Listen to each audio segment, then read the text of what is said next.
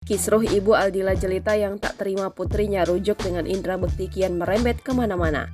Usai menuding Indra Bekti telah mencuri putri dan cucu-cucunya, kini Ibu Aldila Jelita tak segan membeberkan aib sang menantu. Mengiringi kemurkaannya, Ibu Aldila Jelita sampai membongkar bahwa Indra Bekti sempat melakukan zina sebelum sakit. Wanita bernama Maryam Abdurrahman bahkan mengatakan kalau dirinya akan merestui Dila dan Bekti rujuk apabila menantunya melakukan taubat nasuha atas dosanya itu. Hal itu dikuak Maryam manakala melakukan wawancara dengan awak media dalam tayangan YouTube Was-Was baru-baru ini. Maryam yang disinggung soal Bekti merupakan menantu sekaligus sosok pelipur lara baginya itu langsung membantahnya tegas. Sebabnya, saat namanya terjerat kasus di tahun 2016, Bekti sempat bersumpah atas nama kedua anaknya untuk tidak melakukannya lagi.